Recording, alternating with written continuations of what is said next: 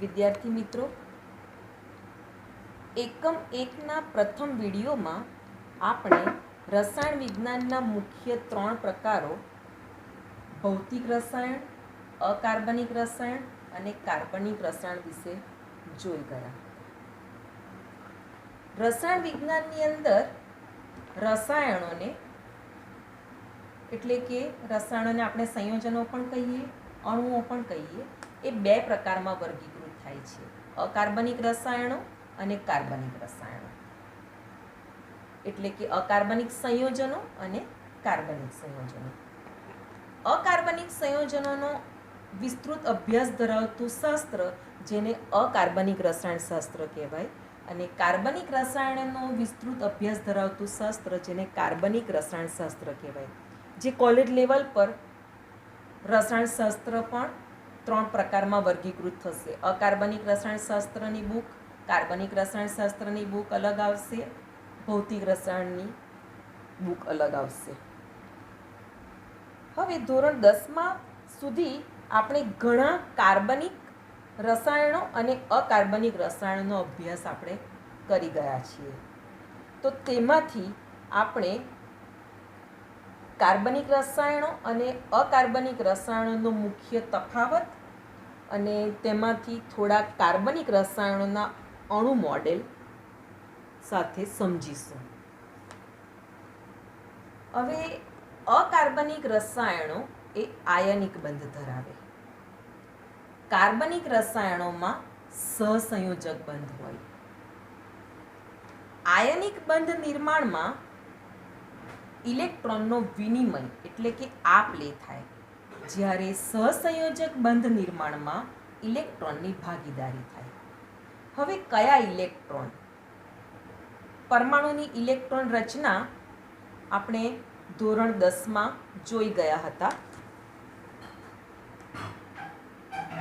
સોડિયમની electron રચના, તો સોડિયમનો પરમાણુ ક્રમાંક 11 પ્રમાણે 2, 8, 1 એ પ્રમાણે આપણે ઇલેક્ટ્રોન રચના લખતા હતા. મેગ્નેશિયમની તો 2, 8, 2, કાર્બનની તો 2, 4, નાઇટ્રોજનની તો 2, 5, ઓક્સિજનની 2, 6. તો બંધ નિર્માણમાં, આયનિક બંધ નિર્માણમાં કે સહસંયોજક બંધ નિર્માણમાં જે ઇલેક્ટ્રોનનો વિનિમય કે ઇલેક્ટ્રોનની ભાગીદારી થાય, તે કયા ઇલેક્ટ્રોનની ભાગીદારી કે વિનિમય થાય? જે બાહ્યતમ કક્ષાના જે ઇલેક્ટ્રોન હોય તેની. હવે આયનિક બંધ નિર્માણના આ ઉદાહરણો દ્વારા આપણે સમજીશું. આ આયનિક બંધ ધરાવતા સંયોજનો છે NaCl, જેને આપણે સોડિયમ ક્લોરાઇડ કહીએ, magnesium chloride MgCl2, aluminium chloride AlCl3. અકાર્બનિક રસાયણમાં ધન આયન અને ઋણ આયન આવે. દાખલા તરીકે NaCl આયનિક સંયોજનમાં, અકાર્બનિક સંયોજનમાં ધન આયન તરીકે સોડિયમ Na+, એને આપણે શું કહીશું? Sodium ion. અને ઋણ આયન કયો છે? Cl-, એને ક્લોરાઇડ આયન કહીએ. એ જ પ્રમાણે મેગ્નેશિયમ ક્લોરાઇડમાં મેગ્નેશિયમ એની ઉપર +2, એને મેગ્નેશિયમ આયન કહેવાય, અને ઋણ આયન તરીકે Cl ક્લોરાઇડ આયન. એ જ પ્રમાણે એલ્યુમિનિયમ ક્લોરાઇડમાં Al+3, જેને એલ્યુમિનિયમ આયન કહેવાય. અહીંયા એક બાબત આપણે સમજી લઈએ કે દાખલા તરીકે આપણે ક્લોરીન, એકલું ક્લોરીન આપણે લખીએ આ રીતે સંજ્ઞા, તે ક્લોરીન તત્વ પણ એને કહી શકાય, અથવા તો ક્લોરીન તત્વના પરમાણુની સંજ્ઞા આપણે લખી છે એમ કહેવાય.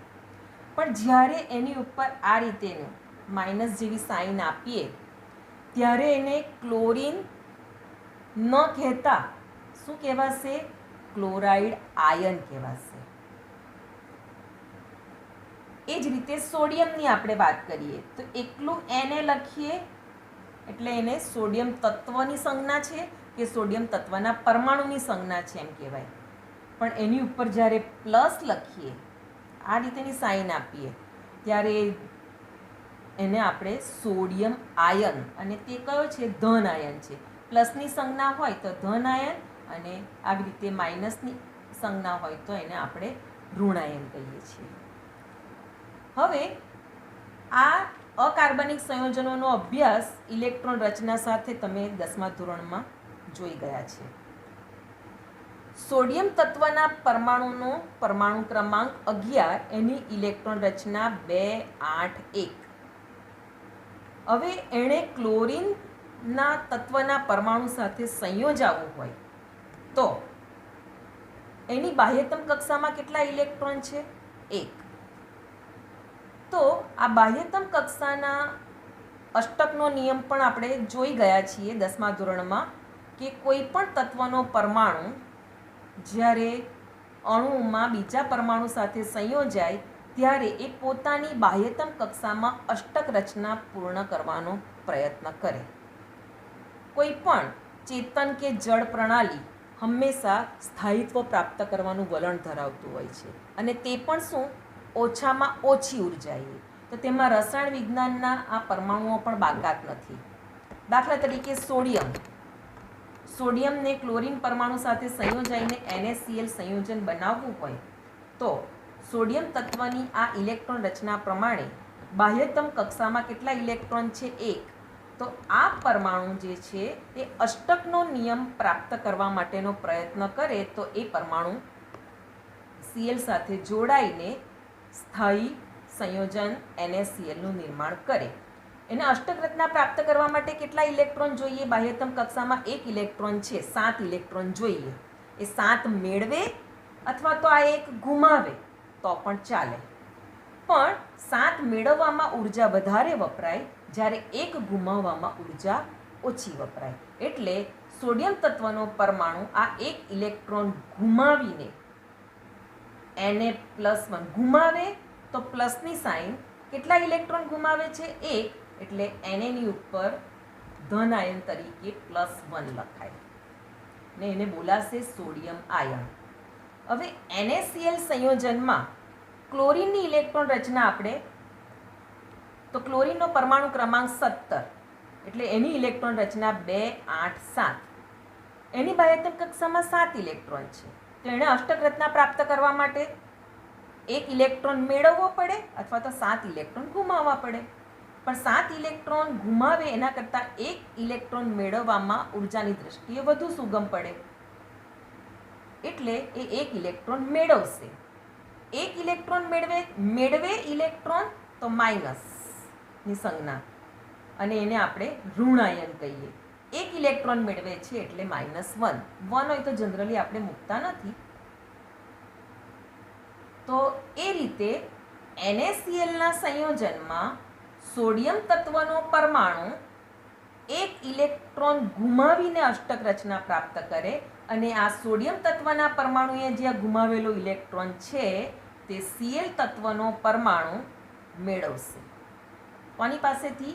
સોડિયમ પાસેથી. અને એ રીતે NaCl સંયોજનનું અકાર્બનિક આયનિક બંધ ધરાવીને અકાર્બનિક સંયોજનનું નિર્માણ થાય. એ જ પ્રમાણે મેગ્નેશિયમ ક્લોરાઇડમાં અને એલ્યુમિનિયમ ક્લોરાઇડમાં પણ. અહીંયા આયનિક બંધ નિર્માણમાં આપણે આગળ જોયું તે પ્રમાણે ઇલેક્ટ્રોનનો વિનિમય એટલે કે આપ-લે. તો NaCl સંયોજનમાં ઇલેક્ટ્રોન, સોડિયમનો પરમાણુ ઇલેક્ટ્રોન ગુમાવે છે એટલે કે આપે છે, અને એ કોણ મેળવે છે? લે છે ક્લોરીનનો પરમાણુ, એટલે આપ-લે, જેને આપણે વિનિમય શબ્દ પણ વાપરી શકીએ. હવે MgCl2ના અણુમાં મેગ્નેશિયમનો પરમાણુ ક્રમાંક 12, એટલે એની ઇલેક્ટ્રોન રચના 2, 8, 2. એની બાહ્યતમ કક્ષામાં 2 ઇલેક્ટ્રોન છે. એણે અષ્ટકનો નિયમ પાડવો હોય તો એને કેટલા ઇલેક્ટ્રોન જોઈએ? હજી 6. હવે 6 મેળવે એના કરતાં 2 ગુમાવવા ઉર્જાની દ્રષ્ટિએ વધુ સુગમ પડે, એટલે 2 ગુમાવે છે એટલે +2 ગુમાવે છે એટલે 2 અંક, એટલે Mgની ઉપર ધન આયન તરીકે +2 લખાશે, અને એને આપણે મેગ્નેશિયમ આયન કહીશું. હવે આ મેગ્નેશિયમ MgCl2 અણુની અંદર મેગ્નેશિયમ સાથે ક્લોરીન પરમાણુ સંયોજાય છે, તો મેગ્નેશિયમ જે 2 ઇલેક્ટ્રોન ગુમાવે છે તે ક્લોરીન તત્વનો પરમાણુ મેળવશે, અને ક્લોરાઇડ આયનમાં પરિણમશે. પણ ક્લોરીનના પરમાણુને તો કેટલા ઇલેક્ટ્રોનની જરૂર છે? એક જ. એટલે મેગ્નેશિયમે ગુમાવેલો 2 ઇલેક્ટ્રોનમાંનો એક ક્લોરીન પરમાણુ 1 ઇલેક્ટ્રોન મેળવશે અને બીજો ક્લોરીન પરમાણુ બીજો ઇલેક્ટ્રોન મેળવશે. એ રીતે તટસ્થ સંયોજન MgCl2 અણુ આયનિક બંધ ધરાવતું અકાર્બનિક સંયોજનનું નિર્માણ થાય. એલ્યુમિનિયમ ક્લોરાઇડમાં એલ્યુમિનિયમની પરમાણુ ક્રમાંક 13 એટલે એની બાહ્યતમ કક્ષાના 3 ઇલેક્ટ્રોન ગુમાવશે અને ક્લોરીનના એવા 3 પરમાણુ એલ્યુમિનિયમે ગુમાવેલા 3 ઇલેક્ટ્રોન એ 3 ક્લોરીન પરમાણુ મેળવે અને AlCl3નું નિર્માણ થાય. આ જે બાબત આપણે સમજ્યા એ અકાર્બનિક રસાયણમાં આયનિક બંધના નિર્માણ સાથે ઇલેક્ટ્રોનના વિનિમય દ્વારા મળતા અકાર્બનિક સંયોજનોની આપણે વાત કરી. હવે આપણે કાર્બનિક સંયોજનની વાત કરીએ. કાર્બનિક સંયોજનમાં સહસંયોજક બંધ દ્વારા કાર્બનિક સંયોજનોનું નિર્માણ થાય અને તેમાં સહસંયોજક બંધ નિર્માણમાં ઇલેક્ટ્રોનની ભાગીદારી થાય. અહીંયા પણ કયા ઇલેક્ટ્રોનની ભાગીદારી થશે? જે બાહ્યતમ કક્ષાના જે ઇલેક્ટ્રોન હશે તેની જ. આમાં ધન આયન અને ઋણ આયન આવે અકાર્બનિક સંયોજનોમાં. કાર્બનિક સંયોજનોમાં સહસંયોજક બંધ ધરાવતા સાદા આપણે થોડા અણુઓ જોઈએ તો H2. હવે આ H2 નો અણુ છે. H2 આ હાઇડ્રોજનનો પરમાણુ, આ હાઇડ્રોજનનો પરમાણુ અને વચ્ચે આ એક સહસંયોજક બંધ છે. આ બંધ બનવામાં આ સહસંયોજક બંધ આડી લીટી દ્વારા આપણે દર્શાવી શકીએ.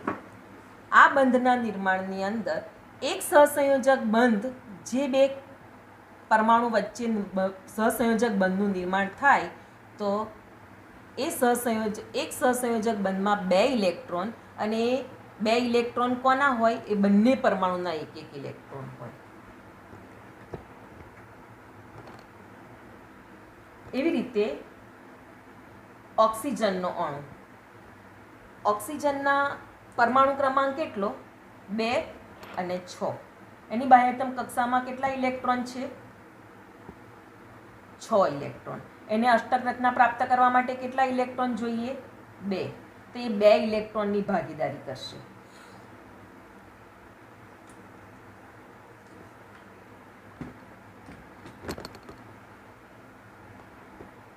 આ ઓક્સિજનનો પરમાણુ, એની બાહ્યતમ કક્ષામાં 6 ઇલેક્ટ્રોન, આ 2, 2, 4 અને આ 2, 6 જે ડોટ્સ દ્વારા દર્શાવ્યા છે તે. બીજા ઓક્સિજન પરમાણુનું આ એની બાહ્યતમ કક્ષાના 6 ઇલેક્ટ્રોન જે ચોકડી દ્વારા દર્શાવ્યા છે. O2ના નિર્માણમાં એક ઓક્સિજન પરમાણુ, આ બીજો ઓક્સિજન પરમાણુ.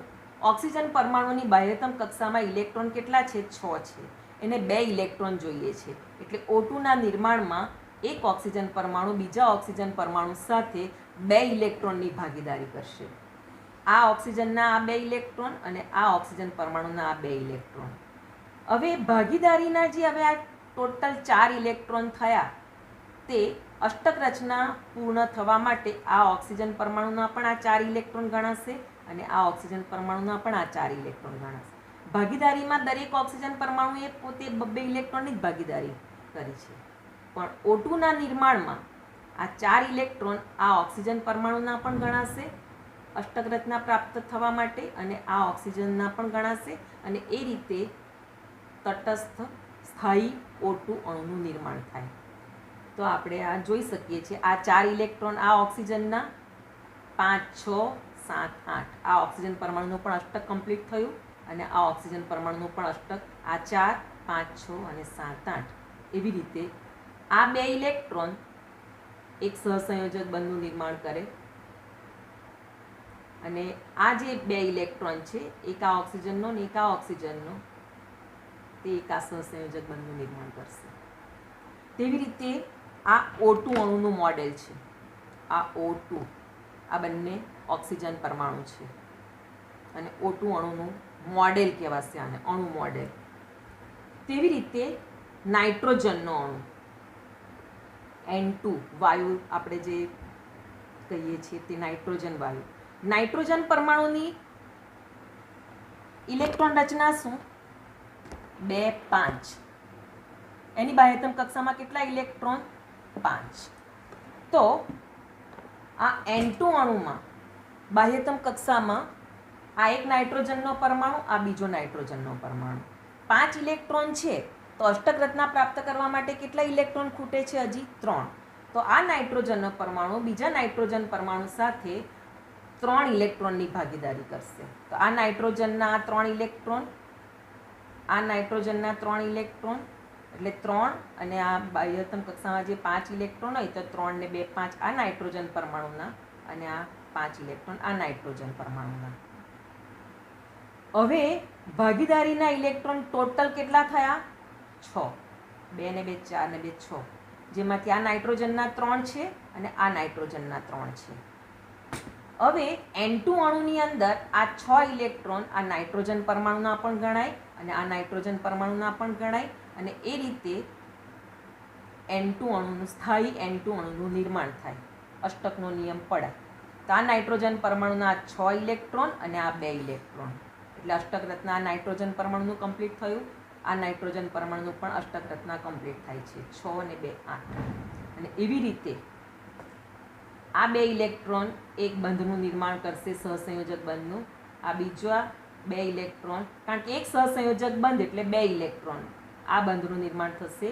આ 2 ઇલેક્ટ્રોન દ્વારા આ સહસંયોજક બંધનું નિર્માણ થશે, અને એવી રીતે આ N2 અણુ મળે. આ જે ઇલેક્ટ્રોન છે કે જેણે બંધ બનાવવામાં ભાગ નથી ભજવ્યા, અહીંયા O2 અણુમાં પણ આ જે ઇલેક્ટ્રોન છે તેણે બંધ બનાવવામાં ભાગ ભજવ્યો નથી. તો બંધમાં ભાગ ભજવતા જે ઇલેક્ટ્રોન છે તેને બંધકારક ઇલેક્ટ્રોન કહેવામાં આવે, અને બંધમાં ન ભાગ લેતા હોય તેવા જે ઇલેક્ટ્રોન છે તેને અબંધકારક ઇલેક્ટ્રોન કહેવામાં આવે છે. કાર્બન ડાયોક્સાઇડનો અણુ આ જોઈ શકીએ છીએ, કાર્બન અને આ 2 ઓક્સિજન પરમાણુ. તો કાર્બનની બાહ્યતમ કક્ષામાં કેટલા ઇલેક્ટ્રોન? એનો પરમાણુ ક્રમાંક કેટલો? 6. એટલે એની ઇલેક્ટ્રોન રચના કેટલી? 2 4. એની બાહ્યતમ કક્ષામાં કેટલા ઇલેક્ટ્રોન? 4.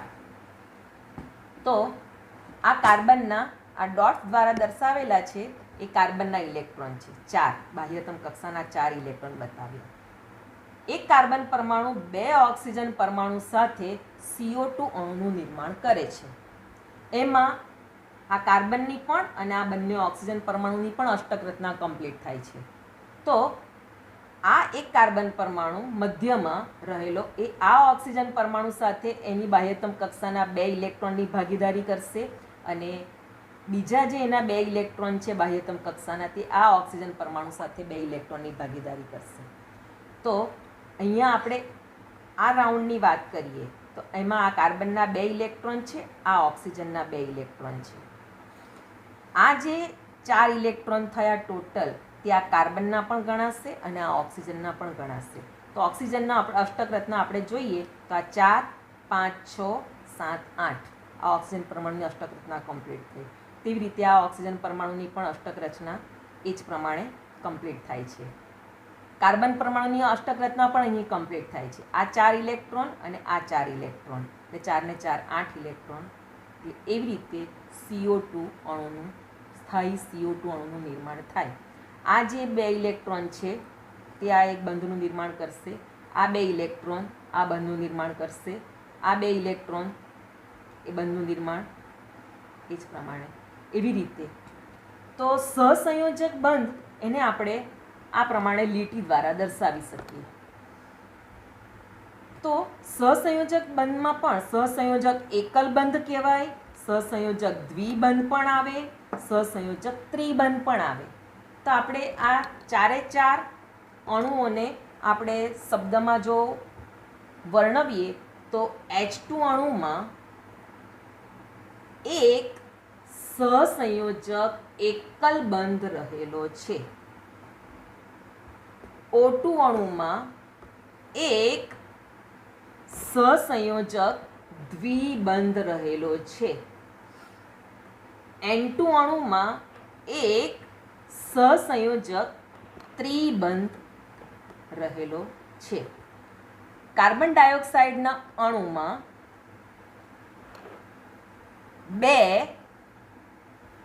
સહસંયોજક દ્વિબંધ રહેલા છે એમ કહી શકાય. આ સાદા H2O2N2 અને CO2 અણુમાં સહસંયોજક બંધ વિશે આપણે જોયું.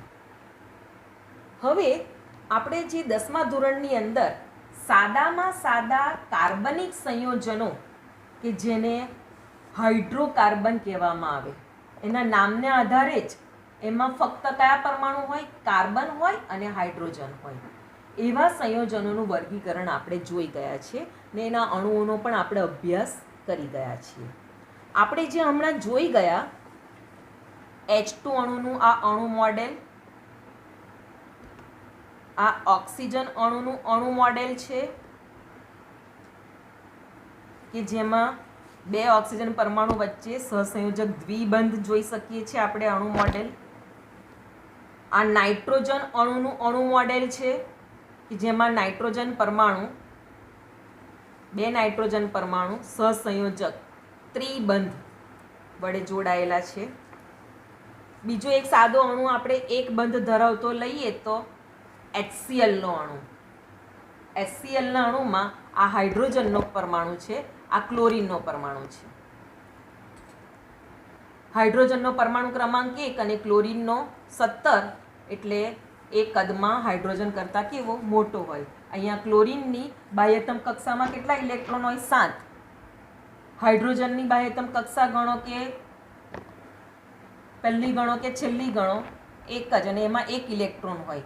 હાઇડ્રોજનને અષ્ટકના નિયમમાં અપવાદરૂપ પરમાણુ છે એટલે એનો 1 ઇલેક્ટ્રોન, કારણ કે પહેલી કક્ષામાં 2 ઇલેક્ટ્રોન આવે તો હાઇડ્રોજન આ સહસંયોજક બંધમાં 1 ઇલેક્ટ્રોન હાઇડ્રોજનનો છે અને 1 ઇલેક્ટ્રોન કોનો છે? ક્લોરીનનો. ક્લોરીનની બાહ્યતમ કક્ષામાં 7 ઇલેક્ટ્રોન છે. તો તેવી રીતે આ HCl અણુનું અણુ મોડેલ અને સહસંયોજક એક બંધ ધરાવે છે. આ H2O નો અણુ, H2O, જે આપણે પ્રથમ એકમના આપણા પાઠ્યપુસ્તકના પેજ નંબર 3 ઉપર H2O અણુ વિશેનું ચિત્ર આપેલું છે. તો આ ઓક્સિજનનો અણુ છે અને આ બે હાઇડ્રોજનના પરમાણુ છે. અને આ હાઇડ્રોજન અને આ ઓક્સિજન વચ્ચે એક સહસંયોજક બંધ છે અને આ બીજો સહસંયોજક બંધ. એટલે આ CO2 એમાં H2O, આ હાઇડ્રોજનના 2 અને આ ઓક્સિજનના. એવી રીતે એમોનિયાનો અણુ, તો આ નાઇટ્રોજનનો પરમાણુ અને આ એની સાથે 3 હાઇડ્રોજનના જે જોડાયેલા હોય, નાઇટ્રોજન સાથે 3 હાઇડ્રોજનના પરમાણુ જોડાયેલા હોય તો આ NH3 અણુનું અણુ મોડેલ કહેવાશે. જે આપણે આ બધા સહસંયોજક બંધ ધરાવતા અણુ મોડેલો આપણે જોયા. પણ કાર્બનિક સંયોજનો, મુખ્ય સાદામાં સાદા કાર્બનિક સંયોજનો કે જેને હાઇડ્રોકાર્બન કહેવામાં આવે અને તેનું 3 પ્રકારમાં વર્ગીકરણ થાય: આલ્કેન હાઇડ્રોકાર્બન, આલ્કીન અને આલ્કાઇન. આલ્કેનમાં કાર્બન કાર્બન પરમાણુ વચ્ચે ઓછામાં ઓછો એક સહસંયોજક બંધ હોય. આલ્કીનમાં ઓછામાં ઓછો એક દ્વિબંધ હોય અને આલ્કાઇન સંયોજનમાં ઓછામાં ઓછો એક ત્રિબંધ હોય. આલ્કેન સંયોજનનું આપણે એક ઉદાહરણ લઈએ તો મિથેન. મિથેનનું આ અણુસૂત્ર છે CH4, જેમાં એક કાર્બન પરમાણુ 4 હાઇડ્રોજન પરમાણુ સાથે સહસંયોજક બંધ દ્વારા જોડાયેલા હોય છે. એને આપણે આ રીતે પણ દર્શાવી શકીએ. આ જે છે એ મિથેનનું અણુ મોડેલ. આ કાર્બનનો પરમાણુ અને આ 4 હાઇડ્રોજનના પરમાણુ જોઈ શકો છો તમે. આ એનું અણુ મોડેલ ત્રિપરિમાણીય અવકાશમાં CH4 અણુનું અણુ મોડેલ. તેને આધારે, બંધકોણને આધારે સમચતુષ્ફલકીય આકાર ધરાવે તે રીતે આપણે આ બંધારણ, સાદી રીતે આપણે સમજવા માટે આ રીતે પણ આપણે એનું બંધારણ દોરી શકીએ. બીજું ઉદાહરણ આપણે જોઈએ તો ઇથેન. આલ્કેનનું જ એક બીજું ઉદાહરણ કે જેમાં 2 કાર્બન હોય તો આ ઇથેનનું અણુ મોડેલ છે. આ ઇથેનનું અણુ મોડેલ. આ 2 કાર્બન પરમાણુ અને આ કાર્બન સાથે આ 3 હાઇડ્રોજન અને આ કાર્બન સાથે આ 3 હાઇડ્રોજન. આપણે 10મા ધોરણમાં કાર્બનની ચતુસંયોજકતા શીખી ગયા છે, કાર્બનની ચતુસંયોજકતા સ્વીકારાયેલી છે. તો આ કાર્બન આ 3 હાઇડ્રોજન પરમાણુ સાથે એની 3 સંયોજકતા અને બીજી સંયોજકતા એની કોની સાથે? આ કાર્બન પરમાણુ સાથે. એટલે બંને કાર્બન પરમાણુની ચતુસંયોજકતા અહીંયા આગળ પૂર્ણ થાય છે અને આ ઇથેનનું અણુ મોડેલ કહેવાય. હવે આલ્કિન સંયોજનનું ઉદાહરણ આપણે જોઈએ તો ઇથિન. એનું અણુસૂત્ર શું થાય? C2H4. એમાં કાર્બન કાર્બન પરમાણુ વચ્ચે દ્વિબંધ હોય એટલે આ કાર્બનની 2 સંયોજકતા સંતોષાઈ ગઈ. ચતુસંયોજકતા છે તો 2 સંયોજકતા બાકી, તો આ એક હાઇડ્રોજન પરમાણુ દ્વારા અને આ બીજા હાઇડ્રોજન પરમાણુ દ્વારા. એટલે બંને કાર્બનમાં એ જ રીતે. એટલે આ ઇથિનનું બંધારણીય સૂત્ર આપણે આ રીતે લખી શકીએ. આ ઇથિનનું અણુ મોડેલ છે. ઇથિન, આ કાર્બન વચ્ચે આ દ્વિબંધ આપણે જોઈ શકીએ છીએ અને બંને કાર્બન સાથે જે 2 હાઇડ્રોજન પરમાણુ જોડાયેલા છે આ ઇથિનનું અણુ મોડેલ કહેવાશે. એ જ પ્રમાણે આલ્કાઇન સંયોજનમાં ઇથાઇન. ઇથાઇનને સામાન્ય નામ એનું એસિટિલિન પણ છે, એને એસિટિલિન પણ કહેવાય. એનું અણુસૂત્ર છે C2H2. કાર્બન કાર્બન પરમાણુ વચ્ચે સહસંયોજક ત્રિબંધ રહેલો છે અને 2 હાઇડ્રોજન પરમાણુ આવી રીતે બંને કાર્બન પરમાણુ સાથે એક જોડાયેલો છે. આ આપણે એનું અણુ મોડેલ ઇથાઇનનું. આ 3 બંધ તમે જોઈ શકો છો બંને કાર્બન પરમાણુ વચ્ચે. કાર્બનની ચતુસંયોજકતામાં કાર્બન કાર્બન સાથે 3 સહસંયોજક બંધ દ્વારા 3 સંયોજકતા અને બંને કાર્બનની એક હાઇડ્રોજન પરમાણુ સાથે. આ થયું ઇથાઇન, જેને આપણે એસિટિલિન પણ કહીએ તેનું અણુ મોડેલ. આ રીતે કાર્બનિક રસાયણશાસ્ત્ર તો ઘણું વિસ્તૃત છે કે જેમાં અલગ અલગ ક્રિયાશીલ સમૂહ, દાખલા તરીકે આ મિથેનનો અણુ છે એની સાથે આ કાર્બન સાથે 4 હાઇડ્રોજન પરમાણુ જોડાયેલા છે. આ એક હાઇડ્રોજન પરમાણુ દૂર કરીએ અને એની સાથે OH સમૂહ જો આપણે દાખલ કરીએ તો આપણને મિથેનોલનો અણુ પ્રાપ્ત થાય. એ રીતે અલગ અલગ ક્રિયાશીલ સમૂહ હાઇડ્રોજન પરમાણુને દૂર કરીને લગાડતા અલગ અલગ કાર્બનિક સંયોજનોની વિશાળ શ્રેણી પ્રાપ્ત થાય અને વિસ્તૃત કાર્બનિક રસાયણનો આપણે અભ્યાસ કરી શકીએ. એટલે આપણે આજના વિડીયોમાં મુખ્ય અકાર્બનિક રસાયણ અને કાર્બનિક રસાયણમાં અણુ મોડેલ દ્વારા આપણે અભ્યાસ જોયો કે જે રસાયણોનો અભ્યાસ તમે 10મા ધોરણ સુધી કરતા આવ્યા છો. Thank you.